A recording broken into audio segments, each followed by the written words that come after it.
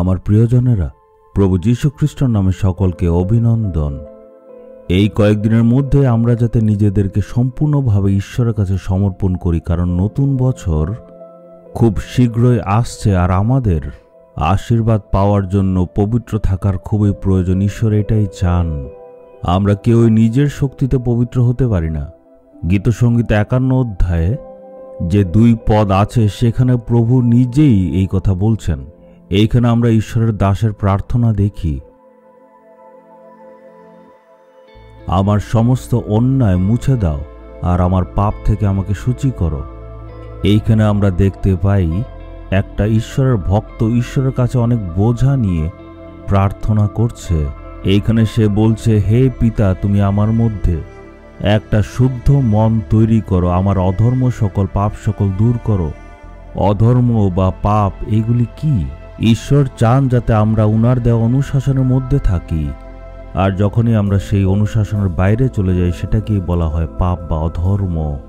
ঈশ্বর আমাদেরকে বাইবেল পড়তে প্রার্থনা করতে বলেছেন, আমরা যদি না করি সেটা হচ্ছে অধর্ম। যখন আমরা ঈশ্বরের বানানো আইনকে মানি না বা উনার অনুশাসনে থাকি না, এই কাজগুলিকে বলা হয় পাপ বা অধর্ম। বলুন, প্রভু আমার জীবন থেকে অধর্মকে দূর করুন, আমার পাপকে ধুয়ে আপনি শুদ্ধ করুন।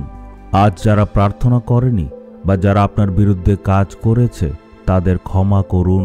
যখন আমরা পুরো মন দিয়ে আর সম্পূর্ণ অন্তর দিয়ে ঈশ্বরের কাছে আসি আর নিজেকে ঈশ্বরের কাছে সমর্পণ করে দিই আর বলি যে আমার পাপ ক্ষমা করো, যখন আমরা পাপের জন্য শোক প্রকাশ করে ঈশ্বরের কাছে আসি, তখনই যীশু খ্রিস্টর পবিত্র রক্ত আমাদের পাপকে ধুয়ে দেয় আর আমাদেরকে শুদ্ধ করে দেয়।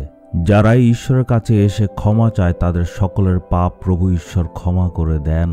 উনি আমাদের পাপকে ধুয়ে দেন, মুছে দেন, আমাদেরকে শুদ্ধ করেন।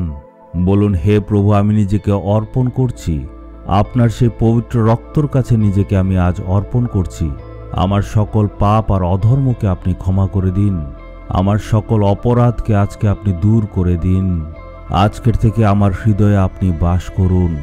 আজকের থেকে আপনি আমার জীবনের রাজা, তাই নিজেকে আমি অর্পণ করছি। এই প্রার্থনা প্রভু যীশু খ্রিস্টের নামে আমি চাইলাম। Amen, amen.